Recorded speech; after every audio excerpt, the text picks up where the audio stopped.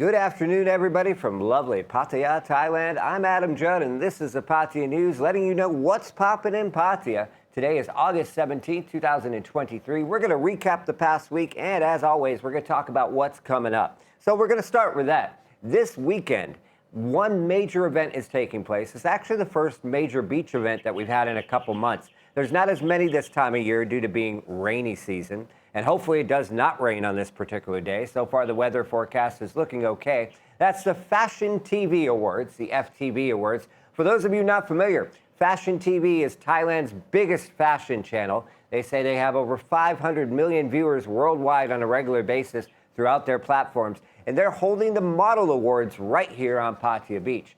Now, for those of you who love to see lovely, famous models walk the catwalk and have a great time, you'll have a great time also. But even if you're not really into watching fashion models strut their stuff, you'll probably have a good time because there'll be a number of free concerts. There'll be beach volleyball complete with models. And as always with the events, plenty of food vendors and hustle and bustle and a great atmosphere. It'll be taking place right on Pattaya Beach, right in front of Central Pattaya Mall on the actual beach. One of the concerts performing is going to be Wonder Frame, who we watched in the past and have always enjoyed her music. We hope to see you on Pattaya Beach from 3 o'clock on Saturday, August 19th. We'll see you there. Now, moving onwards, our first issue that we want to talk about for the week is we're going to recap a little bit of Thai politics. I can see right now people clicking the X and getting rid of watching me. Please hold on for just a minute. I won't talk for too long because I know some of our readers get really frustrated hearing about the Thai political situation. In brief, it looks like we're going to get another prime minister vote on the 22nd next week of August. This will be the third prime minister vote, essentially, after previous attempts to try to get the Move Forward Party, who, by the way, won the election with the most votes and seats, and their candidate, PETA, into office as the prime minister.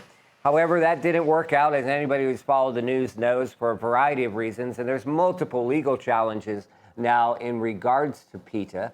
One of those, the Move Forward Party was actually trying to re-nominate PETA to become prime minister, or at least to go for a vote for prime minister in the parliament, which is a joint sitting of both the junta chosen Senate and the elected new representatives. However, that didn't work out, as the charter court said they didn't even want to consider that case. So unfortunately, it looks like Move Forward Party is out, for those of you who were hoping that they would be the next government, regardless of whether or not they got the most votes. As for who will likely become prime minister, well, that's anyone's guess. But Pattaya, who won the second most votes in the recent election, is moving forward, no pun intended, to try to form the new government. And their candidate, Senator Wiesen, who's a well-known businessman but relatively new to politics, is widely expected to be the next candidate to go up for voting next week. Keep an eye on that on the 22nd. We could get a new prime minister, or this situation that's gone on for months and months now could continue to stretch on. Now, let's bring it back to Pattaya and some of the stories that we've had take place last week that have gone viral and been widely discussed on our social media platforms.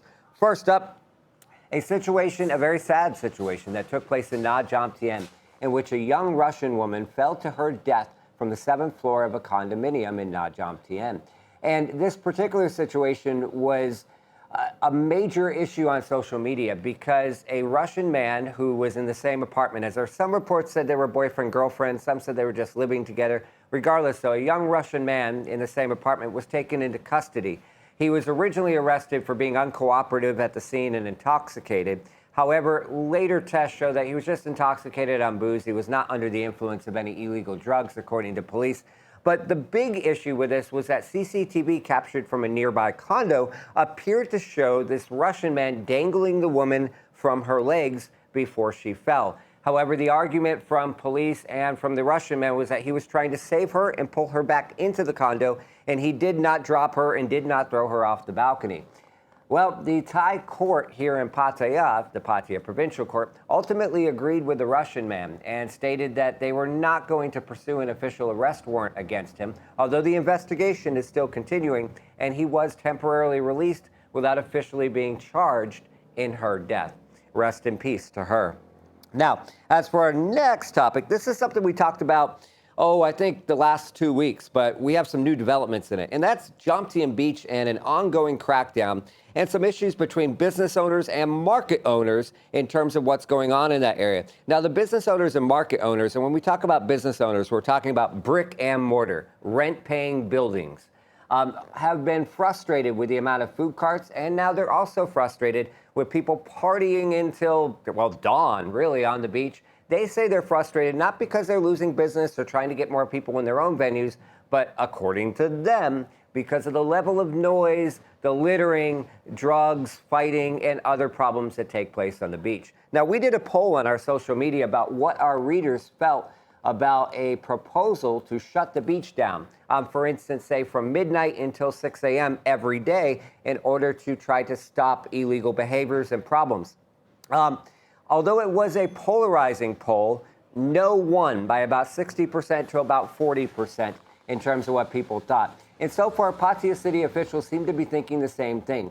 Over the past week, they've had a number of days where they've had, well, one night, 200 officials scour the beach for people participating in illegal activities or minors drinking, smoking cannabis, which, by the way, drinking alcohol on the beach is against the law overnight, or anybody playing loud music or having problems. It seems that they're going to focus on trying to stop the individual offenders versus shut the beach for everybody, which is what many of our readers said they hope is the bottom solution because they would hate to see it shut overnight in a tourist destination.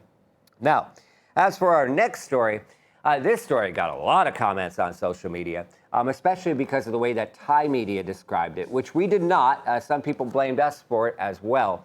An Australian man who was not fully identified, but in his early 50s, decided it would be a great idea to go to Wat Chai, the popular temple located right near Walking Street, at about 6 a.m. in the morning over the past week, and then start tearing up the tables, start destroying elephant tusks and other relics until he eventually tried to escape from monks and municipality officers, fell down the stairs and injured himself and got arrested. Now, initially, some Thai media claimed that this incident of this man going raging around a wat, a monastery, was caused by cannabis. But we questioned that, as did some other media, because there was never actually a drug test that proved it was cannabis. The man was never interviewed. He never said he was utilizing cannabis. So that was a bit of a confusing thing for some of Thai media. Of course, those of you who have been following the Thai political scene for a while, cannabis, which was decriminalized last year, but the final legal laws have been fought for a year between some people who want to actually criminalize it again and some who finally want to move forward and fully legalize it. So it's a big political issue. So anytime these situations come up, potentially blaming cannabis, we take a close eye at what actually happened. Was it proven, yes or no, that cannabis was behind this incident? Absolutely not at the end of the day. That being said, there also wasn't, to our knowledge, any test taken on if the man was on any other drugs or under the influence of alcohol, or at least none of that was released to the media. Now, as for our last story, and probably the most discussed and reviewed story on social media over the past week or so, really over the past 3 weeks, was the situation ongoing with Middle Eastern tourists, most of them Kuwaitis, according to Pattaya police, in and around South Pattaya, causing problems and literally hundreds of complaints by raging around the streets on their motorbikes, disregarding rules, not having helmets, not having licenses, parking where they wish, and other problems. Now, there's also been a number of accidents, 2 in the past week.